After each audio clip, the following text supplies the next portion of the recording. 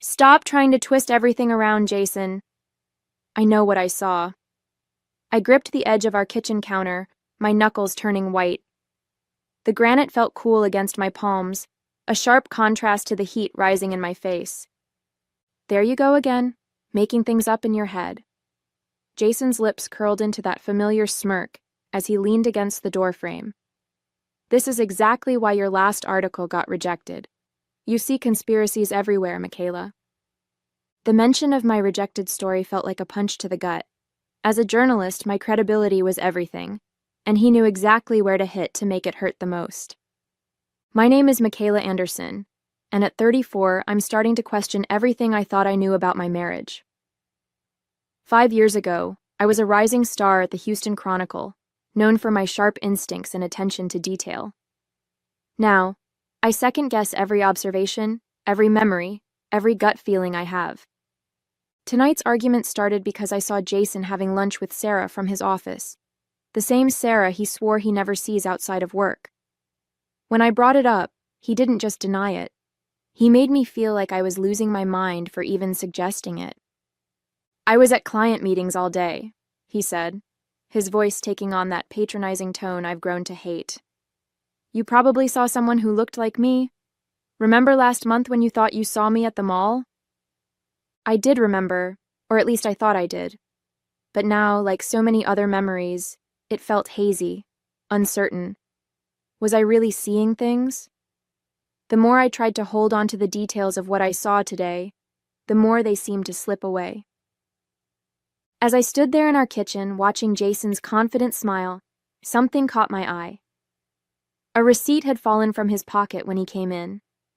It was partially visible under the edge of the counter, from Cafe Luna, dated today, the same place where I saw him with Sarah. My heart started racing, but I forced myself to stay calm. For the first time in months, I had something concrete, something real, something he couldn't twist around. And that's when I knew I needed more proof. I met Jason at a charity gala I was covering for the paper. He was charming, successful, and seemed genuinely interested in my work. A beautiful journalist with both brains and ambition, he'd said, making me blush. What more could a man want? Looking back now, I should have noticed how he always emphasized my appearance before my abilities. Our whirlwind romance was the talk of my office.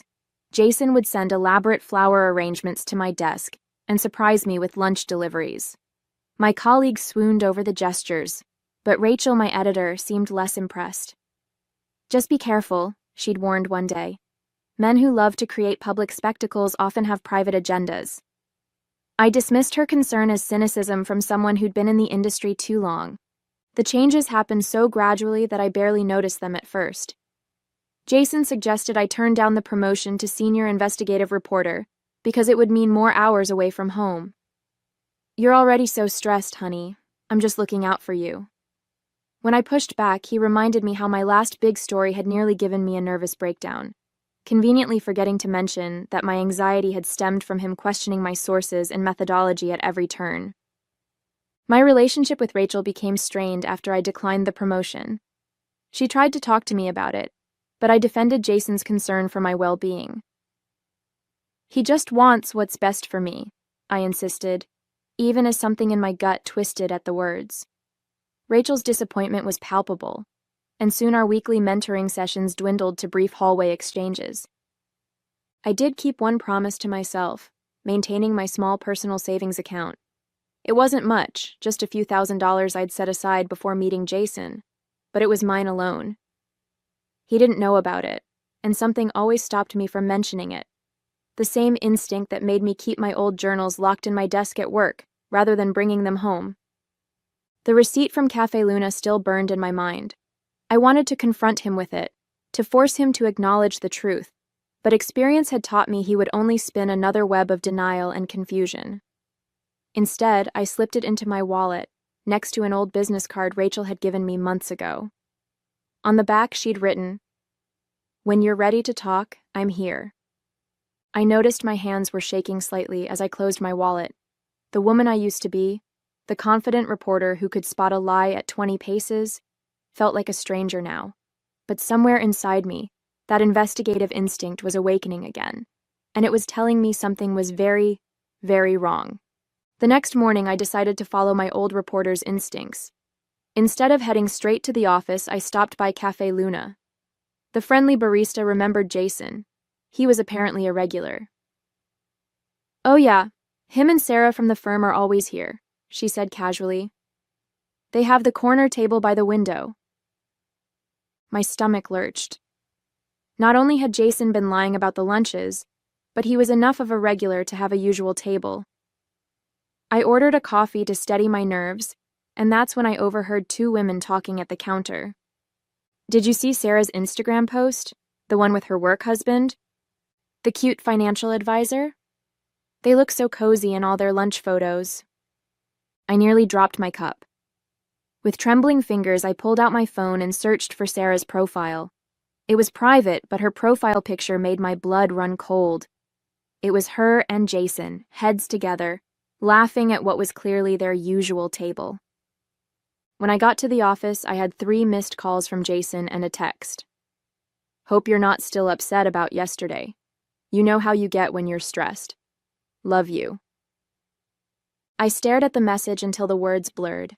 5 years of similar messages flooded my memory, always so caring on the surface, always implying that I was the problem. I opened my desk drawer and pulled out my old journals, flipping through entries that documented similar incidents. The pattern was suddenly crystal clear. A knock on my door made me jump. It was Andrea from the city desk. "Hey, did you hear? They're restructuring the investigative team. Rachel's leaving." "What? Why?" Rachel had been with the paper for 15 years. Official story is budget cuts, but rumor has it there was pressure from some powerful people who weren't happy with her latest corruption story. Andrea lowered her voice. Apparently, someone complained to the board about her aggressive reporting style. My mind raced back to last week's charity board meeting, the one Jason had attended as a new member. He'd mentioned something about having an interesting conversation about journalistic integrity. I felt sick. Rachel had been my mentor, my champion, and now she was being pushed out. Had Jason played a role in this too? Was this punishment for her trying to warn me? I pulled out my phone and opened my recording app. It was time to start documenting everything. No more doubting myself, no more letting him twist reality. I had been a damn good investigative reporter once, and I still knew how to gather evidence. But as I set up the app, a notification popped up on my screen. A calendar reminder for dinner at his parents' house tonight. I had to play this carefully. If Jason suspected anything, he would find a way to make me doubt everything all over again. Dinner at the Winters' house was always an exercise in keeping up appearances. Jason's mother, Clara, fussed over him while his father, Robert, dominated conversations with lengthy monologues about his law practice. Tonight, though, something felt different. There was tension in the air, unspoken words hanging heavy between bites of Clara's pot roast. "So, Michaela," Clara began, setting down her wine glass. "Jason tells me you've been struggling at work lately. Having trouble with your stories?" I caught Jason's slight smirk behind his napkin. "Actually, I'm doing quite well," I replied, keeping my voice steady. "In fact, I'm working on a piece about deceptive business practices." I saw Jason's smirk falter. "Oh? What kind of practices?" Robert suddenly seemed interested, leaning forward. "Financial manipulation, hidden relationships, conflicts of interest." I took a sip of water, watching Jason's knuckles whiten around his fork. It's amazing what people think they can hide. Clara jumped in quickly. "Jason's been doing so well at the firm. Did he tell you about his promotion?" "Promotion?" This was the first I'd heard of it. "No, he hasn't mentioned it." "It's not final yet, Mom," Jason cut in sharply. I was waiting for the right time to share the news. "The position opened up after Sarah's husband took that job in Denver," Clara continued, oblivious to Jason's discomfort. "Such a shame she had to resign. You two worked so well together." The room spun slightly. Sarah was married? And leaving? I managed to keep my expression neutral as I processed this information. Later that night, as we drove home, Jason was unusually quiet. I broke the silence. When were you going to tell me about Sarah leaving? Don't start, Michaela. It just happened today. Like the lunch at Cafe Luna just happened? The words slipped out before I could stop them. Jason's grip tightened on the steering wheel. I told you you're imagining things. This is exactly why I don't share work news with you anymore. You always twist everything into some crazy conspiracy. I saw the receipt, Jason. He laughed, but there was no humor in it. What receipt? Are you going through my pockets now? This is getting pathetic. Stop gaslighting me. The words exploded out of me. I know what's real. I know what I saw. Jason pulled the car over so suddenly that I jerked forward against my seatbelt. His voice was dangerously calm. You know what's real? What's real is that you're having another breakdown. What's real is that I've spent years trying to protect you from yourself. What's real is that you're about one paranoid accusation away from losing your job. And believe me, after the stunt you pulled at dinner, mentioning deceptive practices, that could happen sooner than you think. The threat was clear. I fell silent, my mind racing. I had thought I was ready to confront him, but I had underestimated his ability to turn things around on me. As we pulled into our driveway, my phone buzzed. A text from Rachel. Got your message. Meeting approved sources at Crossroads Diner tomorrow, 7 a.m. Some things you need to know. A glimmer of hope. But as I deleted the message, I caught Jason watching me in the darkness, his eyes reflecting the dashboard lights like a predator's. The Crossroads Diner was nearly empty when I arrived, my recorder safely hidden in my purse. Rachel sat in a corner booth, 2 untouched coffees in front of her, but she wasn't alone. Sarah, Jason's colleague, sat beside her, looking nervous but determined. I'm leaving for Denver tomorrow, Sarah said without preamble as I slid into the booth. But there are things you need to know about Jason, about the firm, about what really happened to your stories. Rachel placed a USB drive on the table. Financial records, she explained. Sarah's been gathering evidence for months. Evidence of what? My mouth felt dry. Jason isn't just manipulating you. Sarah's voice was barely above a whisper. He's been manipulating company accounts, funneling money through shell corporations, and he's been using your reputation as a journalist to help cover it up. My hands trembled as Sarah explained how Jason had been systematically undermining my credibility for years. Every time I got close to a story that might expose financial irregularities at his firm, he would start his campaign of subtle gaslighting, making me doubt my instincts until I abandoned the lead. The board meeting about Rachel wasn't about journalistic integrity, Sarah continued. Jason convinced them that she was encouraging your delusional tendencies by assigning you investigative pieces. He showed them your therapy records. My what? The room seemed to tilt. He's had access to your private therapy sessions for the past 2 years, Rachel said gently. Dr. Martinez is his cousin. Those sessions? They weren't about helping you. They were about gathering ammunition. The coffee in front of me grew cold as they laid out the extent of Jason's deception. The therapy sessions I'd agreed to attend at his suggestion, where I'd poured out my doubts and fears, had been nothing but a source of information for him to use against me. Dr. Martinez had been feeding him everything, helping him perfect his manipulation. There's more, Sarah said, pulling out her phone. She showed me photos of documents, text messages, and emails. Jason's been positioning himself to take over the firm's executive position. He needed someone unstable in his life, someone he could point to as the reason he's been distracted whenever questions about the missing money came up. That's why he pursued you so aggressively, Rachel added. A journalist with a history of uncovering corporate fraud? Making you doubt yourself wasn't just about control, it was insurance. The realization hit me like a physical blow. Every romantic gesture, every seeming act of concern, every suggestion about my mental health, it had all been calculated. I wasn't just a wife being gaslighted. I was a liability being managed. Why are you showing me this now? I asked Sarah. Because he's getting sloppy.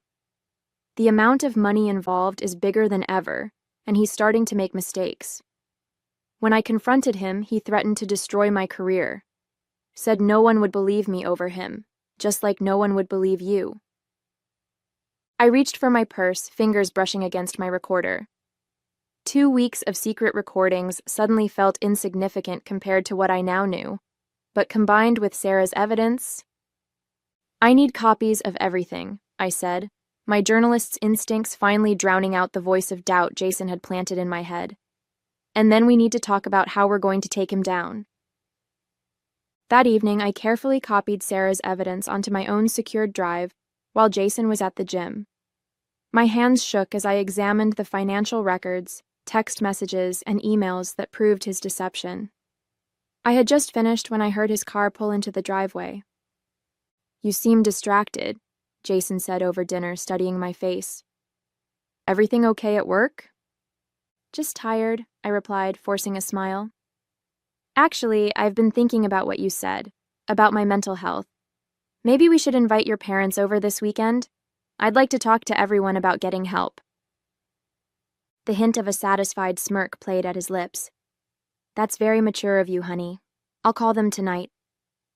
The next day, Rachel helped me prepare the final pieces of our plan. We organized the evidence, including my recordings, Sarah's documents, and statements from others who'd been threatened by Jason. Everything was ready for Saturday's dinner. But on Friday afternoon, my blood ran cold when I checked my email. There was a message from the newspaper's board of directors requesting an immediate meeting about my concerning behavior and mental fitness for journalism. Jason had somehow found out. I rushed to Rachel's office, but she was already on the phone with HR. "They're suspending you pending an investigation," she said, covering the mouthpiece. "Jason sent them videos, apparently from your therapy sessions with Dr. Martinez." My mind raced. The therapy sessions had been recorded? Of course they had. Jason never left anything to chance. "The board meeting is in an hour," Rachel continued. "They're going to try to discredit you before you can expose anything." I felt the walls closing in. Everything we'd planned was falling apart. If I lost my credibility now, no one would believe the evidence, just as Jason had planned all along. That's when my phone buzzed with a text from an unknown number. "Need to talk. Important. Clara Winters." Jason's mother? I hesitated, then agreed to meet her at a cafe near the newspaper office. I had 40 minutes before the board meeting. It was worth the risk. Clara was already there when I arrived, clutching her designer handbag like a shield. "I found something," she said without preamble, pulling out an old leather planner. "After that dinner, when you mentioned deceptive practices, I started going through Robert's old records." She opened the planner, revealing handwritten notes about offshore accounts, shell corporations, and a familiar name, Jason's firm. "Robert wasn't just Jason's father," Clara said, her voice shaking. "He was his mentor in everything, including fraud. They've been doing this for years, using wives and girlfriends as covers. I was Robert's unstable wife 30 years ago." My recorder was already running in my pocket as Clara detailed decades of financial manipulation, gaslighting, and corporate fraud. This wasn't just about Jason anymore. It was about a generational pattern of abuse and corruption. I checked the time. 20 minutes until the board meeting. "Clara, would you be willing to come with me? There are some people who need to hear this." She straightened her spine, a lifetime of fear and doubt falling away from her face. "Yes. It's time someone believed us." I walked into the boardroom with Clara by my side, finding exactly what I expected. Jason standing at the front, playing clips from my therapy sessions on the projector. His father, Robert, sat among the board members looking smug. Their expressions of concern were so perfectly practiced, so convincingly sincere. "Ah, Michaela," Jason said smoothly. "We were just discussing your episodes." "Yes, I can see that," I replied, plugging my USB drive into the laptop. "But I think the board might be interested in some other episodes as well." The screen filled with financial records as I played Sarah's evidence. Then came my recordings of Jason's gaslighting, followed by Clara's devastating testimony about the generational pattern of fraud and psychological abuse. "Mother, what are you doing?" Jason's voice cracked, but Clara stood firm. "Exactly what you taught me to never do, telling the truth." Robert jumped to his feet, but the board chairman raised his hand. "Mr. Winters, sit down. Mrs. Anderson, please continue." "The police and SEC are already on their way," I announced, watching the color drain from Jason's face. "They're particularly interested in those offshore accounts you and your father have been hiding." As if on cue, officers entered the boardroom. The look of utter disbelief on Jason's face as they read him his rights was something I would never forget. "No one will believe you," he tried one last time as they led him away. "You're just being crazy again." "No, Jason," I replied calmly. "I'm finally being sane." The story broke the next day, not just in our paper but across all major news outlets. Corporate dynasty falls, father-son fraud scheme exposed. Jason and Robert's arrests made headlines, and their elaborate web of financial manipulation and psychological abuse finally came to light. Clara moved in with her sister, starting therapy with a real counselor. Sarah's evidence proved invaluable to the prosecution, and she found a better position at a firm in Denver. Rachel was reinstated at the paper with a formal apology and a promotion. As for me, I took on a new beat, investigating corporate fraud and psychological abuse in the workplace. My first series of articles focused on helping others recognize the signs of gaslighting in professional settings. The response was overwhelming. Hundreds of people came forward with their own stories. I ran into Jason one last time at the courthouse during his sentencing. He looked smaller somehow, his confident smirk replaced by defeated resignation. When the judge announced the 15-year sentence, he turned to look at me, perhaps expecting to see doubt in my eyes. Instead, he found clarity. That evening, I sat at my desk, looking at the last picture of us together, the one from our anniversary dinner where it all began to unravel. I deleted it and opened a new document. The cursor blinked, waiting for words that had been trapped inside me for too long. "Trust your instincts," I typed. "They're trying to tell you something." For the first time in years, I knew mine were finally leading me in the right direction.